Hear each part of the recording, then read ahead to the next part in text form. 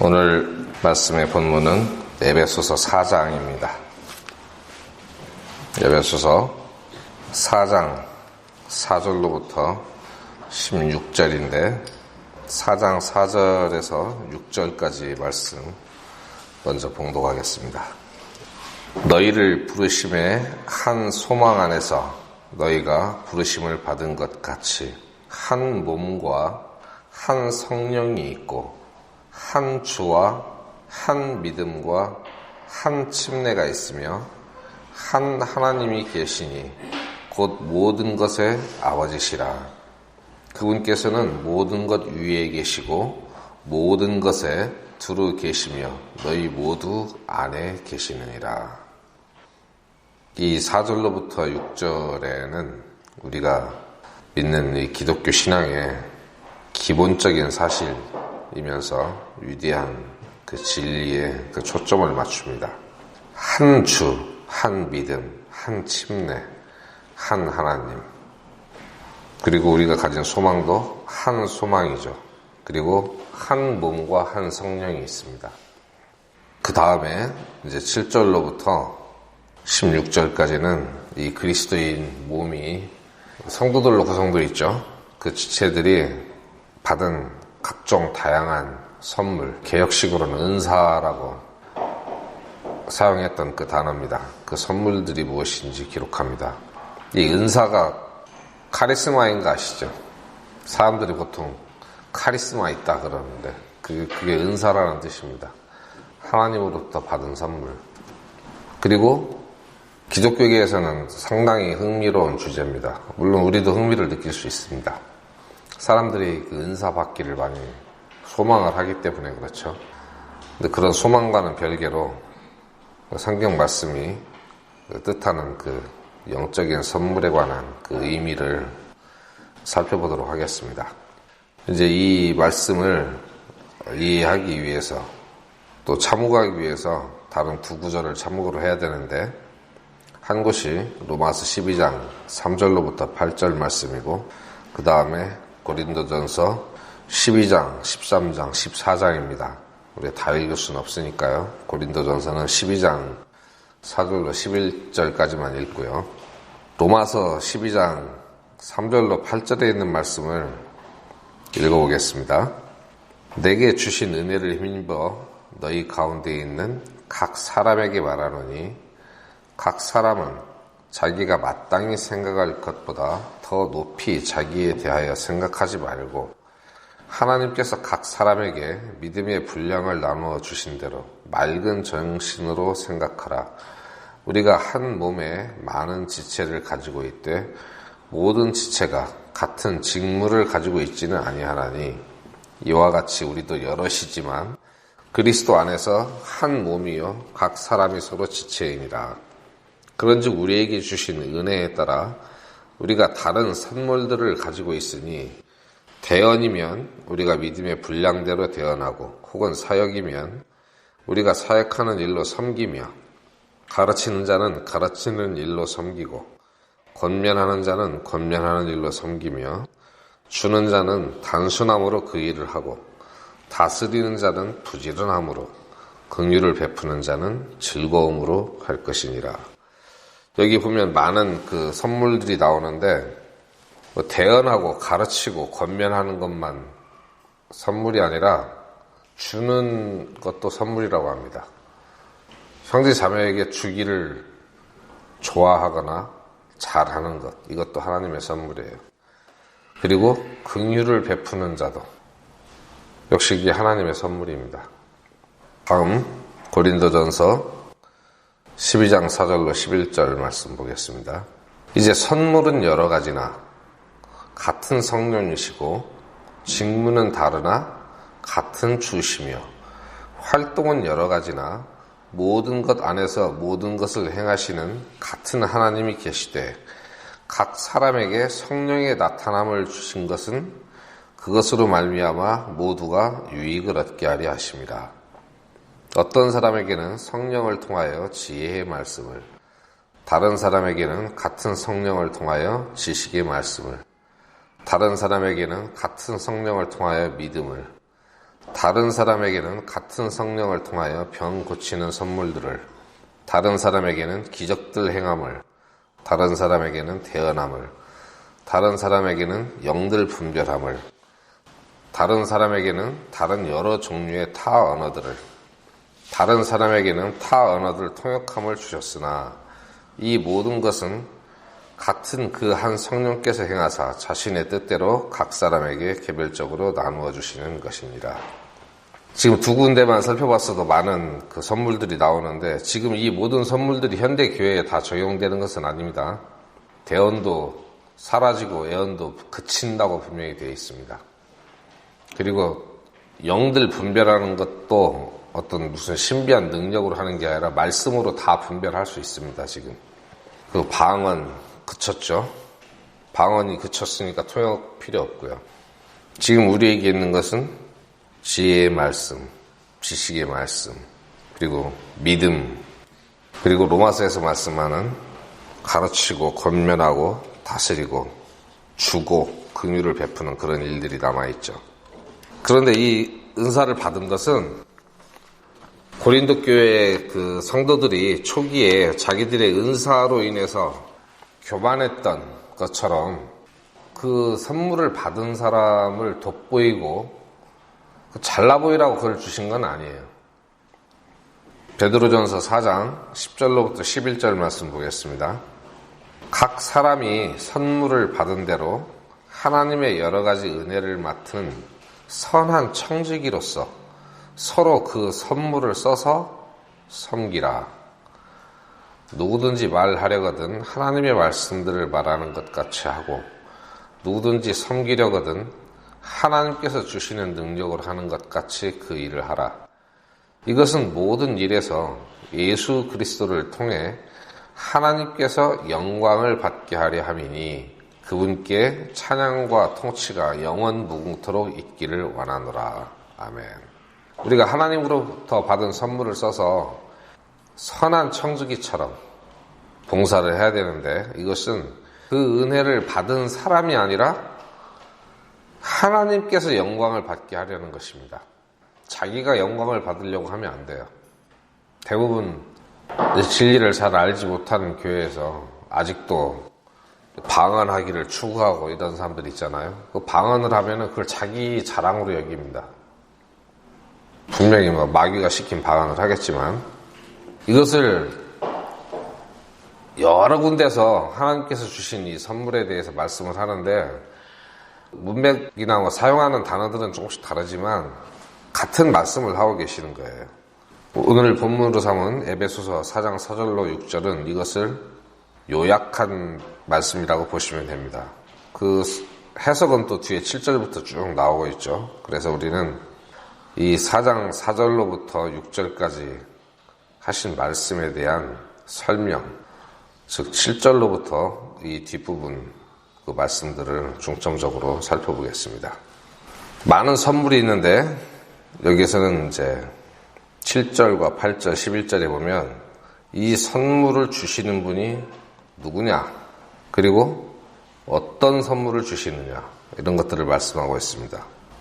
7절에 보면 그러나 주께서 우리 각 사람에게 그리스도의 선물의 분량대로 은혜를 주셨나니 주님께서 이 영적인 선물을 주십니다.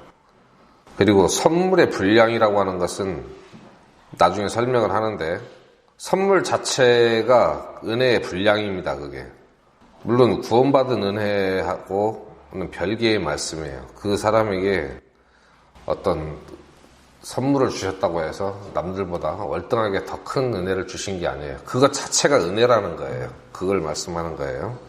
선물의 분량이라고 하는 것은 그 뒤에도 설명이 나오는데 그 사람이 받은 선물의 종류에 따라서 그 사람이 어떤 섬김을 해야 되는지 결정된다는 거예요. 다음 8절. 그러므로 그분께서 이르시기를 그분께서 높은 곳으로 올라가실 때에 포로로 잡힌 자들을 포로로 이끄시고 사람들에게 선물을 주셨도다 하시느니라. 이 말씀은 시편 68편 18절에서 인용하였습니다. 주중에 교제에 참석하신 분들은 이 말씀 들으셨죠? 시편 68편 18절 찾아보겠습니다. 주께서 높은 곳으로 올라가시며 포로로 잡힌 자들을 포로로 이끄시고 사람들을 위하여 선물들을 받으시되 참으로 거역하는 자들을 위해서도 받으셨으니 이것은 주 하나님께서 그들 가운데 거하려 하심이니이다. 주님께서 부활하실 때에 높은 곳으로 올라가시면서 포로로 잡힌 자들을 포로로 이끌으셨어요. 구약 성도들 말씀하는 거죠. 이 낙원을 하늘로 옮기셨습니다. 이때에 하나님 아버지로부터 선물을 받으셨어요. 이 시편에는 받은 것까지만 기록이 되어 있습니다. 그런데 우리가 방금 읽은 에베소서 4장 8절에 보면 그분께서 사람들에게 선물을 주셨도다 그랬어요. 이것은 예수님께서 부활하실 때 아버지로부터 선물을 받았는데 그 선물을 사람들에게 주셨다는 거예요. 원래 아버지 것이었는데 아버지가 예수님께 주시고 예수님은 우리에게 주셨다는 겁니다. 이렇게 연결이 됩니다. 이 선물을 누구에게 주십니까? 7절에 보면 우리 각 사람에게 그랬죠. 하나님의 선물은 몇몇 사람에게만 주시는 게 아닙니다. 교회의 어떤 목사나 전도사, 무슨 찬양대장 뭐 이런 사람들에게만 선물을 주신 게 아니에요. 각 사람에게 다 주셨다고 돼 있어요. 앞에서 보면은 주는 것, 긍휼을 베푸는 것, 권면하는 것, 이 모든 게 다 하나님의 선물이에요. 그래서 살 수 있도록 은혜를 주신 거예요. 물론 고린도 교회에 보면은 하나님의 선물이 가장 풍성했던 교회죠. 그러면서 가장 교만하고 가장 부패했던 교회입니다. 그런데 모든 사람이 선물을 받은 건 아니에요. 그때는 하나님께서 고린도 교회의 그 열악한 환경을 위해서 다른 교회들보다 훨씬 많은 선물을 주셨는데 이 선물들은 근본적으로 신실한 자들에게 주어집니다. 그리고 이것은 이제 좀 눈에 띄는 선물을 말하는 것이죠. 그러면은 아주 신실하지 않은 사람들에게는 아무 선물도 주어지지 않느냐? 그렇지 않아요. 7절에서 각 사람에게라고 말씀했듯이 각 사람에게 뭐가 됐든지 크든 작든지 선물을 다 주셨습니다. 각자 하나님께서 자기에게 주신 그 선물을 발견하고 그 선물을 사용해서 선한 청지기로 섬기는 일을 해야 됩니다. 그리고 아까 읽었던 고린도전서와 베드로전서 그 말씀에 따르면 우리 각자는 다 직무가 있고 그 직무에 맞는 섬기는 능력이 있다고 말씀을 합니다. 어떤 그리스도인이건 나는 교회에서 할 수 있는 일이 없다 이렇게 말하거나 아니면 어떤 분이 봉사를 잘 했었는데 나는 이제 이 봉사 기간이 끝났다 그만할랜다 이렇게 말할 수 없다는 거예요.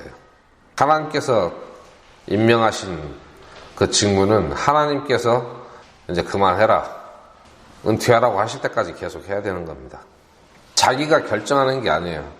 내가 할 수 있는 일이 없다거나 내가 봉사하는 기간은 끝났다 이렇게 말씀하는 것은 하나님의 선물을 자기가 규정하려고 하는 거예요. 하나님이 주셨다고 했는데 왜 나는 없다 그래요? 자기가 하나님보다 더 똑똑하다는 얘기예요? 더 잘한다는 얘기예요? 그리고 하나님께서 봉사하시라고 하는데 나는 끝났다. 이게 뭐 아무 때나 내가 사표 내고 싶을 때 사표 낼 수 있는 그런 데가 아니에요. 교회는. 우리 모두가 각각 다르게. 그리고 어떤 사람은 두세 가지 선물을 받은 사람도 있어요. 그런 사람들은 두세 가지 일을 합니다. 한 가지 선물을 받은 사람은 한 가지 일을 하는 것이고. 그래서 각 사람은 주님께서 분배해 주신 대로 은혜를 받았습니다. 그리스도의 선물의 분량대로. 선물을 나눠주셨는데 각각 분량이 있다는 것이죠. 그리고 그 선물이 그 사람의 분량을 결정하기도 하고 또 진실하고 말씀을 먹고 성장하는 사람은 더 큰 선물이 주어질 수도 있죠. 프린트에 3페이지 두 번째 줄에 7절 말씀에 관해서 선물을 해놨습니다. 선물의 본질은 선물을 행사할 수 있도록 제공되는 은혜의 척도를 결정합니다. 그랬습니다. 그 사람에게 주어진 선물 그 자체가 그 사람이 행할 수 있는, 즉 주님께로부터 받아서 교회에 봉사를 할 수 있는 그 은혜의 크기를 결정한다는 거예요. 자기가 하는 게 아니에요. 그리고 교회에서 설교자도 있고 기도하는 자 있고, 우리는 이제 사회 보시는 형제님들이 대표 기도를 많이 하시죠. 그리고 가르치는 목사가 있고, 일부 교회는 찬양 목사라고 있는데 그런 목사는 성경이 없습니다. 찬양을 잘하면 그냥 찬양 대장이라고 하면 돼요. 지휘자라고 하든지. 찬양 목사라는 그런 직분은 없어요. 감투를 만들어줘야지 일하기 좋아하는 사람들 때문에 그런 걸 만든 걸로 생각을 하는데, 성경이 없는 걸 만드는 자들은 요한계시록을 아주 주의 깊게 잘 봐야 됩니다. 그리고 조력자, 이런 사람들을 도와주는 조력자가 있어요. 그것도 은혜입니다. 사도 바울에게는 동역자들이 있었죠. 나중에 이제 다 떠나가고 몇 명 안 남았지만은 책임을 맡아서 일을 하는 사람과 그 사람을 도와주는 사람도 있어요. 그래서 모두가 선물을 받았지만 같은 선물을 받은 것은 아닙니다. 왜 그러냐면 우리 몸을 보시면 알아요.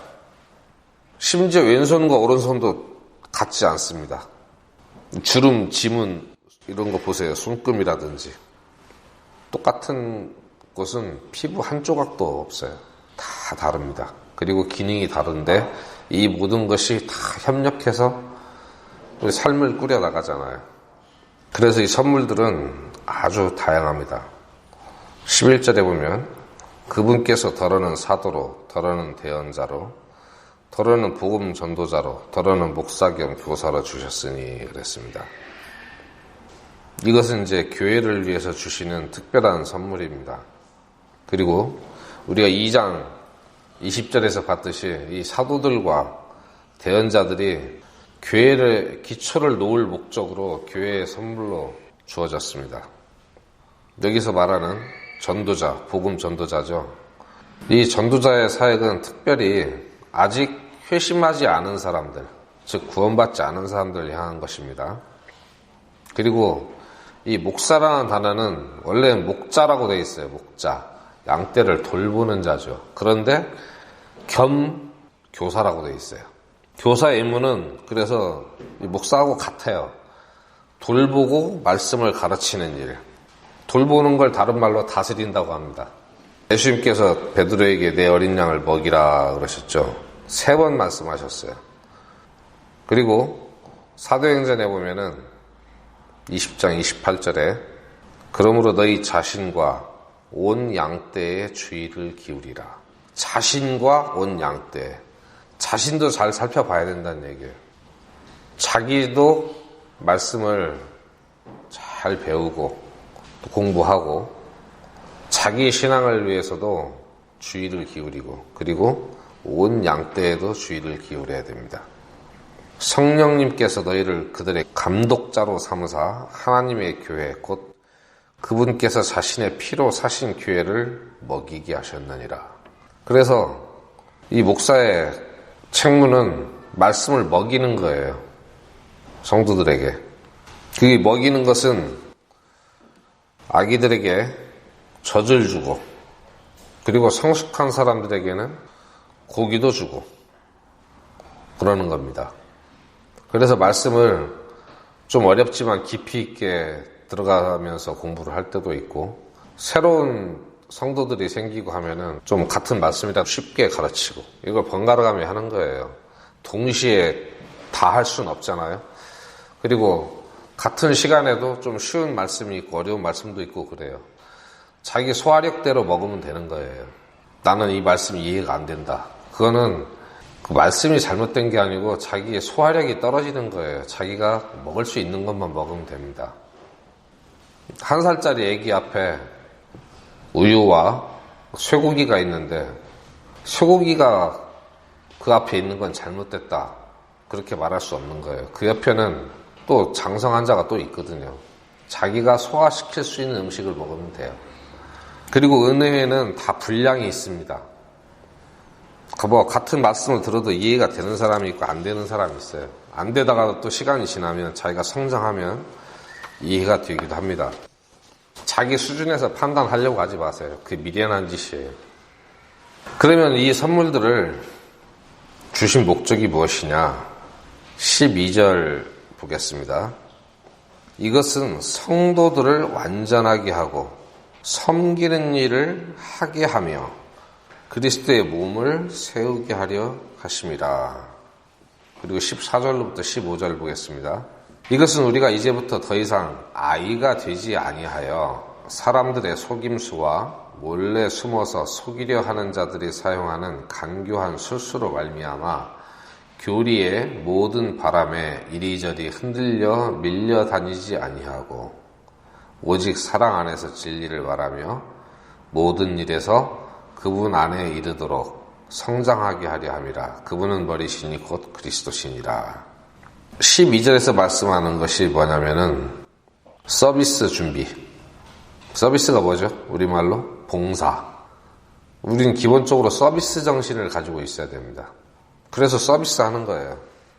섬기는 일을 하게 하는 것. 이것은 교회 목사나 전도사나 책임을 맡은 사람들이 전적으로 교회를 위해서 봉사한다는 뜻이 아니고 교회에 복음 전도자나 목사 겸 교사를 주신 목적이 성도들을 완전하게 하고 섬기는 일을 하게 하며 그랬어요. 성도들이 봉사할 수 있도록 가르치라는 거예요. 혼자 다 하라는 이야기가 아니에요. 이 목사나 교사는 하나님의 백성이 봉사할 수 있도록 준비시키는 역할을 하는 겁니다. 그래서 말씀을 가르치는 거예요. 우리가 말씀을 배우는 목적이 여러 가지 있지만 섬기는 것이잖아요. 주님을 섬기는 것. 그리고 주님을 섬기는 것에는 주님의 몸을 섬기는 것도 포함이 됩니다. 그래서 사역자들이 교회를 섬기고 성도들은 그 위에 군림하는 게 아니에요. 사역자들의 책임이 성도들이 봉사할 수 있도록 준비시키라는 거예요. 그래서 일을 맡겨서 시켜야 됩니다. 저 사람이 어떤 선물을 가지고 있는지 잘 살펴보고 아무 선물이 없는 사람은 없어요. 그래서 이 사역자들은 자기가 교회의 한 일원으로서 하나님께 선물을 받은 자로서 활동적으로 활동을 해야 돼요. 활동적이지 않은 사람들도 있거든요. 근데 이제 활동을 하려도 운신의 폭이 적은 경우도 있겠고 다른 지체들도 제대로 활동을 할 수 있도록 그걸 가르쳐 줘야 됩니다. 때로는 시키기도 해야 되고 이걸 안 하거나 거부하는 것은 그것도 불순종의 범주에 들어간다고 할 수 있죠. 우리는 각각 개별적인 성도인 동시에 몸의 일원입니다. 우리 몸의 한 부분이 활동을 안 한다고 한번 생각을 해보세요. 머리에서 지시가 내려왔는데 그 지시사항이 성경입니다. 이거를 몇몇 지체가 순종하지 않아요. 그러면은 그 지체는 절름발이가 되거나 팔병신이 되거나 어디가 아파도 아픈 그런 상태가 되는 거예요. 머리가 지시한 대로 움직이지 않게 돼요. 그런 거를 요즘 현대의 언어로 장애인이라고 합니다. 하나님께서 교회를 세우신 목적은 그렇게 하는 게 아니에요. 정상적으로 움직이시기를 바라는 것이죠. 그리스도의 몸을 세운다. 이 세운다는 것은 온전하게 만든다는 의미도 있고 믿음 위에 세운다는 그런 의미로도 해석할 수 있죠. 좌우간 이 사역의 핵심은 몸을 세우게 하는 것입니다. 넘어지게 하는 게 아니에요. 구부러지게 하거나 눕히게 하는 것도 아닙니다. 세우는 거예요.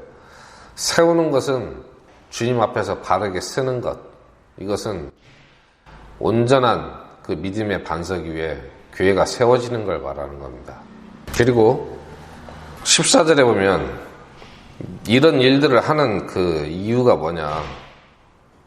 더 이상 아이가 되지 아니하여 그랬죠. 항상 아이로 남아있게 해서는 안 된다는 거예요. 그리고 성도들 스스로도 자기가 항상 아이로 남아있기를 바라서는 안 됩니다. 자주 말씀드린 것인데 아이를 아무리 먹여도 성장을 안 해요. 이건 참 부모의 근심거리입니다. 세상에서는 이런 자식들 때문에 자살하는 부모도 있어요. 아버지가 가출을 하거나 어머니가 가출을 하거나 인생을 비관해서. 이 아이가 자라지 않는다는 것은 이 심각한 질병입니다.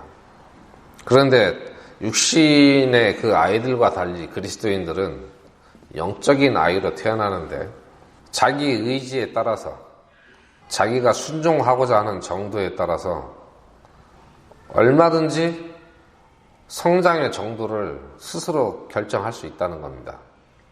그리스도의 장성한 분량이 우리의 목표예요. 그것은 우리 모든 사람에게 주신 주님의 목표입니다. 13절에 나오죠. 마침내 우리가 다 믿음과 하나님의 아들을 아는 것에서 하나가 되어 완전한 사람에 이르고 그리스도의 충만하심에 장성한 분량에까지 이르리니, 이렇게 될 것이라는 겁니다. 희망이죠. 그리고 명령입니다. 이것은 우리가 이제부터 더 이상 아이가 되지 아니하여 사람들의 속임수와 몰래 숨어서 속이려 하는 자들이 사용하는 간교한 수수로 말미암아 교리의 모든 바람에 이리저리 흔들려 밀려 다니지 아니하고, 이 아이에서 벗어나서 장성한 분량으로 자라가야 되는 이유가 뭐냐면은 이 거짓 교리들로부터 스스로의 그 믿음을 보호하고 자기 영혼을 지킬 수 있는 그런 능력을 가지기 위해서 그러는 거예요. 어린아이로 있는 사람들은 교리들에 휩쓸려 다닙니다. 이 사람 말을 들으면 이 말도 맞는 것 같고, 저 사람 말을 들으면 저 말도 맞는 것 같고, 그 사람 말을 들으면 그 사람 말도 맞는 것 같고, 도무지 뭐가 뭔지 분간을 못하는 거예요. 어떤 게 말씀을 올바로 이해하는 것인지 중심을 잡지 못해요. 그래서 빨리 자라야 됩니다. 이런 것들을 위해서 교회 목사가 주어진 거예요. 말씀을 가르치라고, 양떼를 먹이라고.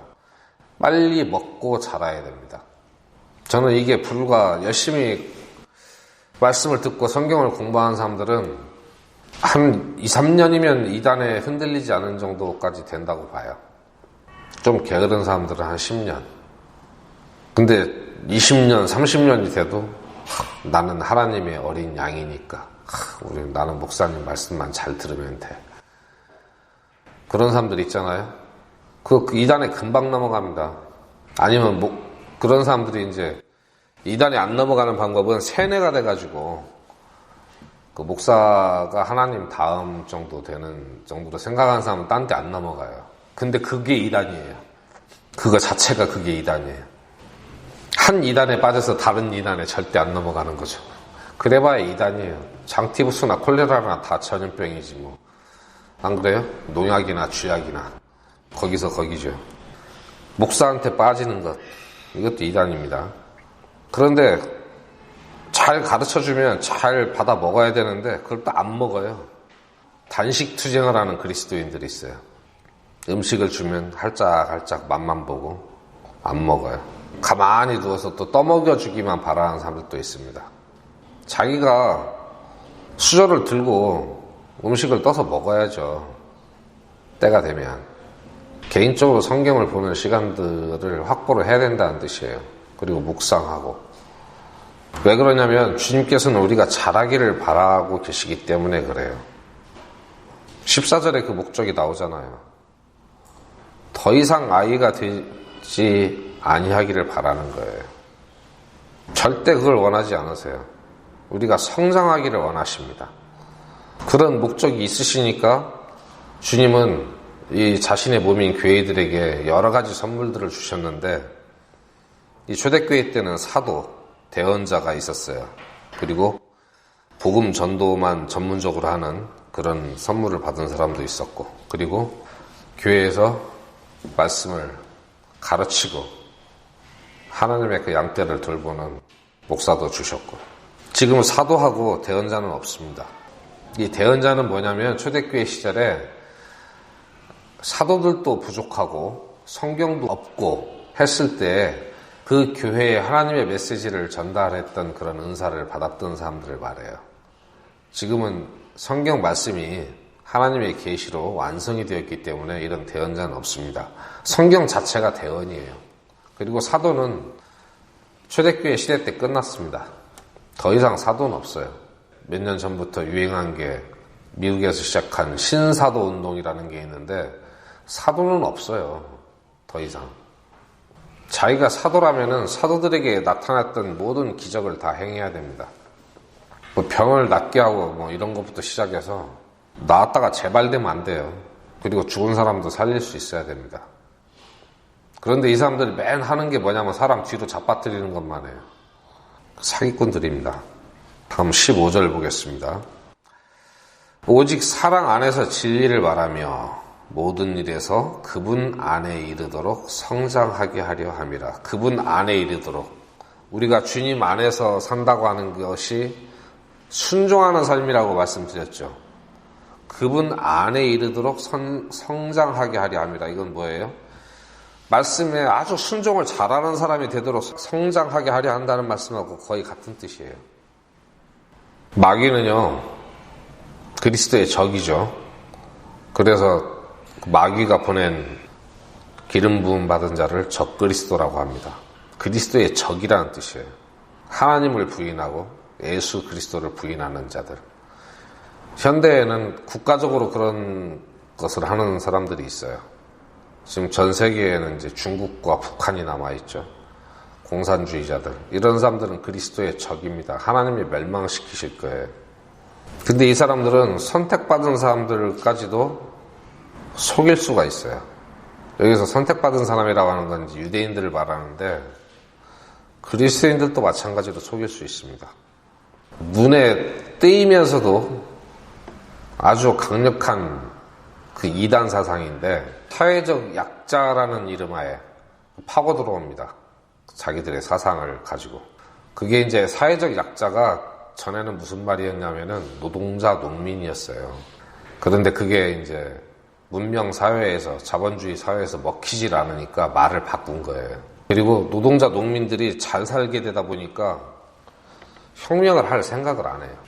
그러니까 사회적 약자라는 말을 만들어 가지고 거기에 이제 지독하게 가난한 사람들 그리고 이제 차별받고 산다고 생각하는 여성들, 장애인들 이런 사람들을 끌어모아 가지고 세속 정부와 이 기독교에 대항하게 만듭니다.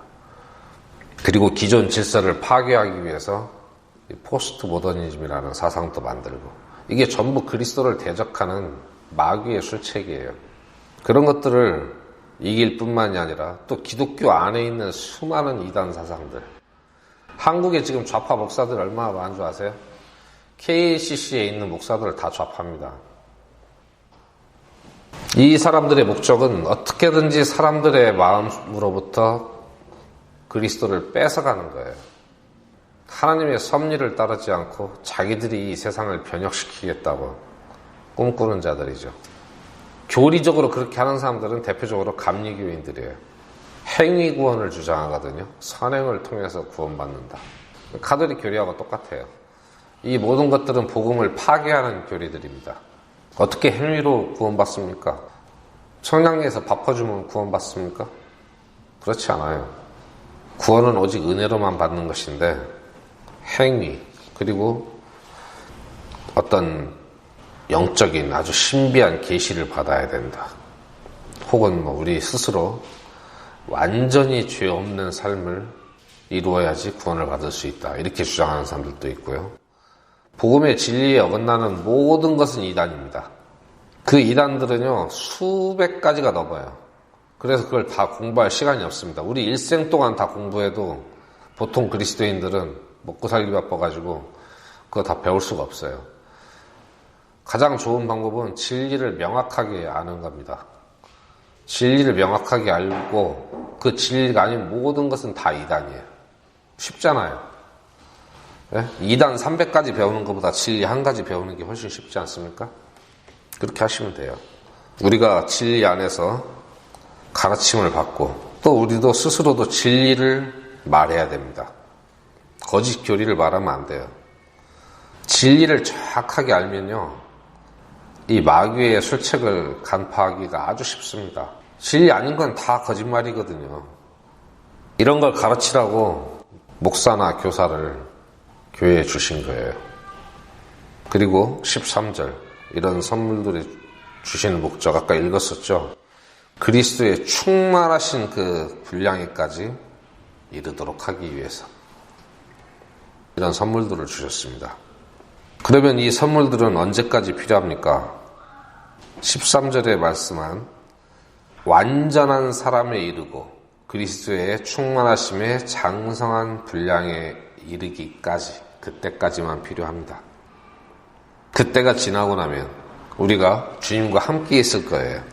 그리고 주님은 모든 것을 충만하게 하시는 분이기 때문에 우리 모두가 충만한 은혜 가운데서, 그 안에는 진리도 포함이 됩니다. 진리도 아주 명확하게 알게 될 겁니다.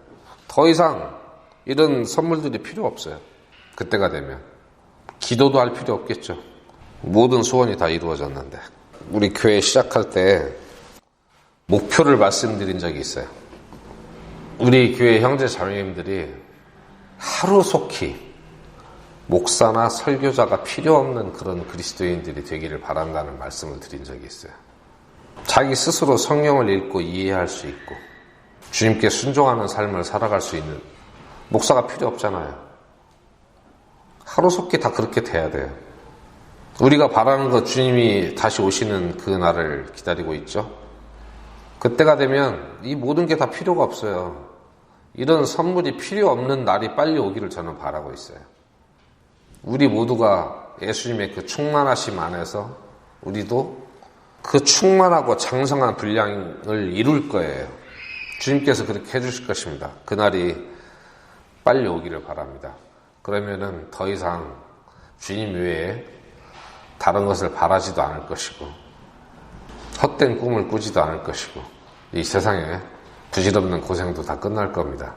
우리가 이 땅에 사는 그 목적은 주님의 뜻을 이루기 위해서입니다.